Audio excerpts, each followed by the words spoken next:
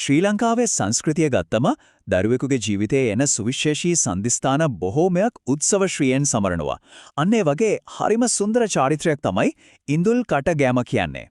ඒ කියන්නේ දරුවෙකුට පළවෙනි වතාවට ඝන ආහාරයක් ලබා දෙන මොහොත. ඉතින් මේ විග්‍රහය ඒ ගැනයි. හොඳයි. අපි බලමු මේ කතාබහේදී මොනවද තියෙන්නේ කියලා. මුලින්ම අපි බලනවා ඉන්දුල්කට ගෑම කියන්නේ මොකද්ද කියලා. ඊට පස්සේ ඒක ඇයි නිකන්ම කෑම වේලකට වඩා එහාගේ දෙයක් වෙන්නේ කියලා හොයලා බලමු. ඊළඟට මේකට සුබ වෙලාව තෝරගන්න හැටි, විශේෂ කෑම වර්ග, චාරිත්‍රය කරන විදිහ වගේම අද කාලේ මේ චාරිත්‍රය සිද්ධ වෙන විදිය ගැන කතා කරමු. හරි. එහෙනම් අපි යමු පළවෙනි කොටසට. හරියටම මොකක්ද මේ ඉන්දුල්කට ගෑම කියන්නේ? ඉඳුල්කට ගෑම කිව්වම ඒකේ තේරුම තමයි දරුවෙක්ට පළවෙනි වතාවටම කහ 3-5 දාලා හදපු කෑමක් කවන එක. හැබැයි මෙතන පොඩි දෙයක් තියෙනවා. ගොඩක් අය හිතනවා වගේ මේක දරුවට මාස 6න් දෙන පළවෙනි බත් කටම නෙවෙයි. දියර කෑම වලින් ඝන කෑම වලට දරුවා ටිකක් හුරු වුණාට පස්සේ කරන විශේෂ උත්සවයක් තමයි මේක. ඇත්තටම මේකට බත්ත පරිභෝග මංගල්‍ය කියලාත් කියනවා. ඒක තමයි මේ චාරිත්‍රයේ පරණ ගැඹීර නම. ඉතින් ඇයි මේ පළවෙනි කෑම වේල මේ තරම්ම වැදගත් සංස්කෘතික සහ ආධ්‍යාත්මික අංගයක් වෙන්නේ? අපි දැන් ඒක ගැන බලමු. මේක ඇත්තටම දරුවෙකුගේ ජීවිතයේ තියෙන ප්‍රධාන මංගල කටයුතු වලින් එකක්. හරියටම පළවෙනි වතාවට කොණ්ඩේ කපන එක අකුරු කියවන එක වගේම තමයි. ඒ නිසාම මේක පවුලේ ළඟම නෑදෑයන්ට කියලා උත්සවයක් විදිහට සමරන සුවිශේෂී අවස්ථාවක්.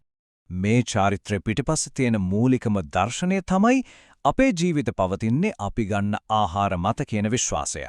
ඒ නිසා දරුවාගේ අනාගත නිරෝගී ජීවිතයට අඩිතාලම දාන පළවෙනි සංකේතාත්මක කෑම වේලට හරිම ඉහළ වටිනාකමක් දෙනවා. මේ උත්සවය පවත්වන වෙලාව නිකම්ම තෝරගන්න එකක් නෙවෙයි. ඒක හරියට ආකාශ වස්තු දිහා බලලා ජ්‍යොතිෂයට අනුව ඊටම සියුම්ව ගණනය කරලා තීරණය කරන සුබ මොහොතක්. මෙතනදී දරුවාගේ ස්ත්‍රී පුරුෂ භාවයත් වැදගත්. මේ බලන්නකෝ පිරිමි දරුවෙක් නම් ඉරට්ටේ මාසෙකදී තමයි මේ චාරිත්‍රය කරන්නේ. ඒ කියන්නේ මාස 6, 8, 10 නැත්නම් 12 දී. හැබැයි ගැහැණු දරුවෙක් නම් ඔත්තේ මාසෙකදී ඒ කියන්නේ මාස 7, 9 එහෙම නැත්නම් 11 දී තමයි ඉඳුල්කට ගෑම සිදු කරන්නේ. මේ සුබ මොහොත තෝරගන්න එක තමයි වෙඩේ තියෙන්නේ. ඒක හරිම සියුම් සංකීර්ණ ක්‍රියාවලියක්. ජ්‍යොතිෂවේදියෙක් මුලින්ම බලනවා දරුවගේ උපන් නැකතට ගැලපෙන සම්පත්, මෛත්‍රී, සාධක වගේ සුබ නැකතක් තියනවාද කියලා. ඊට පස්සේ පොය දවස්, අමාවස්‍ය දවස් මේවට කොහොමවත් ගන්නෙ නැහැ. ඒ විතරක් නෙවෙයි. දරුවගේ උපන් ලග්නෙන් 8 වෙනි රාශියත් අයින් කරනවා. මේ හැම ජ්‍යොතිෂ කාරණාවක්ම හරි ගියත් අන්තිමට තව එක දෙයක් තියෙනවා. දරුවා ඒ දවසට නිරෝගීව ඉන්න ඕන. ඒක අත්‍යවශ්‍යයි. උත්සවයට කලින් දවසේ ආධ්‍යාත්මික සූදානමකුත් තියෙනවා. සාමාන්‍යයෙන් දෙමව්පිය දරුවත් එක්ක පන්සලට ගිහින් මල් පහන් පූජා කරලා බෝධි පූජාවක් තියලා දරුවට සෙත් පතනවා. මේකෙන් මේ චාරිත්‍රය ආගමික පසුබිමක් එක්ක ලස්සනට සම්බන්ධ වෙනවා. හරි. දැන් අපි බලමු මේ විශේෂම අවස්ථාව වෙනුවෙන්ම හරිම ඕනෑකමින් හදන්න සංකේතාත්මක කෑම බීම මොනවද කියලා. ප්‍රධානම කෑම තමයි කිරිබත. ඒක හදන්නේ සුවඳැල් වගේ සුවඳ සහල් වර්ගකින් සහ පොල් කිරෙන්. හැබැයි විශේෂත්වය තමයි මේකට ලුණු දාන්න නෑ. ඊට පස්සේ හදනවා විශේෂ කිරි හොද්දක්. මැටි වලදකට රතු ලුණු, රම්පේ, කරපිංචා, උළුහාල්, කුරුඳු පොතු, කහ 3-5 වගේ දේවල් දාලා උකු පොල් කිරි එකතු කරලා තමයි හදන්නේ. ඒක කැටි ගහන්න නොදී හැඳි ගාමින් උතුරුවා ගන්නවා. මේක පොඩි දරුවෙකුට ගැලපෙන විදිය හරිම සෞම්‍ය හොද්දක්. කිරිබත් සහ කිරිහොදි තමයි ප්‍රධාන. ඒවට අමතරව හත්මාලුව වගේ සාම්ප්‍රදායික ව්‍යංජන, ඒ වගේම කෑවුම්, කොකිස් වගේ රස කැවිලි වර්ගත් මේ උත්සව කෑම මේසට එකතු වෙනවා. මේකෙන් චාරිත්‍රයේ උත්සවශ්‍රිය තවත් වැඩි වෙනවා. ඔන්න සූදානම් වීම ඔක්කොම ඉවරයි. දැන් තමයි චාරිත්‍රය පවත්වන වැදගත්ම මොහොත. උත්සවය සඳහා ඉඩ වෙන් කරගන්නෙත් හරිම පිළිවෙලකට. මුලින්ම ගෙබිම පිරිසිදු කරලා කහ වතුර ටිකක් ඉහිනවා.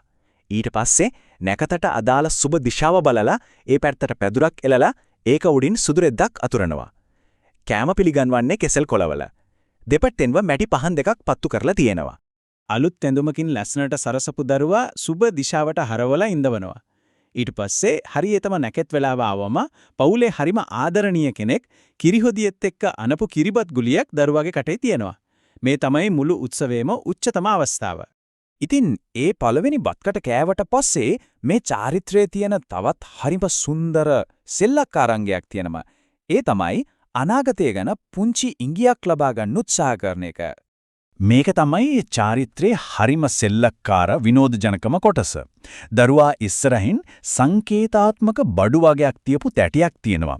ඒකේ පොතක්, පැන්සලක්, සල්ලි ටිකක්, කණ්ණාඩියක්, සෙල්ලම් බඩු වගේ දේවල් තියෙන්න පුළුවන්. දරුවා මුලින්ම අල්ලන දේන් එයාගේ අනාගතය ගැන ඉඟියක් ලැබෙනවා කියලා තමයි විශ්වාස කරන්නේ. හිතන්නකෝ පොතක් ගත්තොත් ඉගෙනීමට දක්ෂ වෙනවා කියනවා. සල්ලි ගත්තොත් ධනවතෙක් වෙනවා කියලා හිතනවා.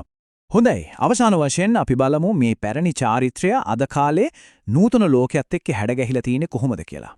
ඉස්සර නම් මේ චාරිත්‍රය සම්පූර්ණයෙන්ම කළේ බිම පැඩුරක් එලලා. හැබැයි අද කාලේ සමහර පවුල් මේසයක් පුටුවක් පාවිච්චි කරලා මේක කරනවා. නමුත් ඒ බාහිර දේ වෙනස් වුණාට සුබනකතට කෑම දෙන එක විශේෂ කෑම වර්ග වගේ මූලික හරය ඒ විදිහටම ආරක්ෂා කරගන්නවා.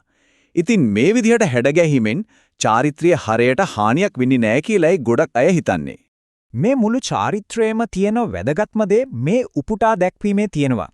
ඉඳුල් කට ගෑම දරුවාද හදවතින්ම ආදරය කරන අයෙක් අතින් සිදුවිය යුතුයි. හදවතින්ම ආශිර්වාද කරන අයෙක් අතින් සිදුවීමෙන් දරුවාට නිදුක් නිරෝගී සුවය මෙන්ම වාසනාවද ගෙන එනු ඇත.